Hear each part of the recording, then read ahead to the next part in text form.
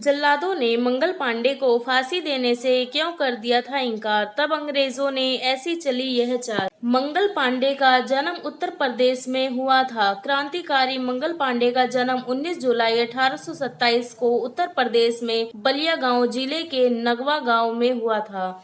इनके पिता का नाम दिवाकर पांडे तथा माता का नाम श्रीमती उभय रानी था। कई जगह पर इनके जन्म का स्थान फैजाबाद जिले का सुरहुरपुर गांव भी बताया जाता है। स्वतंत्रता सेनानी हुतात्मा मंगल पांडे ने विद्रोह का बिगुल फूंका, उससे अंग्रेजी सल्तनत कांप उठी थी। कम लोग जानते हैं कि कहीं अंग्रेजों द्वारा गिरफ्तार न हो जाए, इसलिए उन्होंने खुद को गोली मार ली थी, मगर चिकित्सा मिल जाने से ये बच गए। विद्रोह की शुरुआत से लेकर वीरात्मा के शहीद होने तक आइए जानते हैं मंगल पांडे से जुड़ी कुछ खास और अनसुनी बातें। 29 मार्च 1857 को अपनी मूंछों पर ताव देकर कमरे में बैठे मंगल पांडे के दिमाग में कुछ चल रहा था। कमरे में फिर वे अचानक उठ खड़े हुए, बंदूक को माथे से लगा के चूमा, गोली भरी और भारत माता की जय बोलकर बरेकपुर छावनी के उस कमरे से निकल गए। बाहर आकर परेड ग्राउंड की तरफ जाने लगे। जब अन्य सिपाही साथियों ने उन्हें रोकना चाहा तो बोले, स्वतंत्रता की देवी पुकार रही है, व्यर्थ प्रतीक्षा मत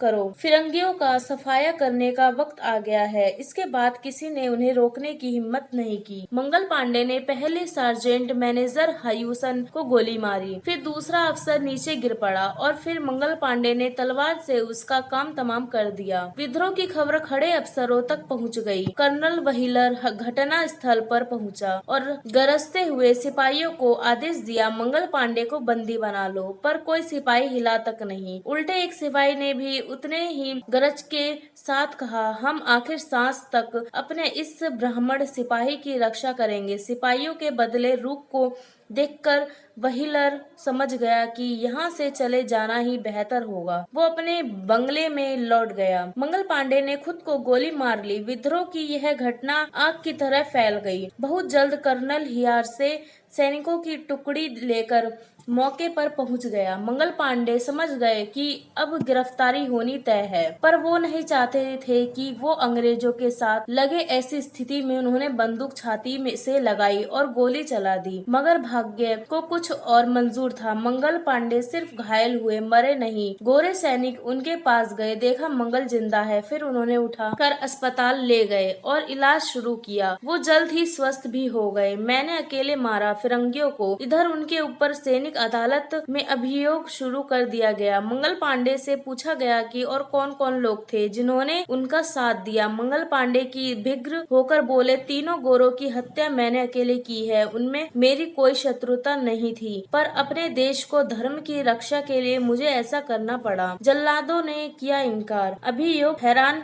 कई गवाह पेश किए और अंत में जज ने मंगल पांडे को फांसी की सजा सुनाई।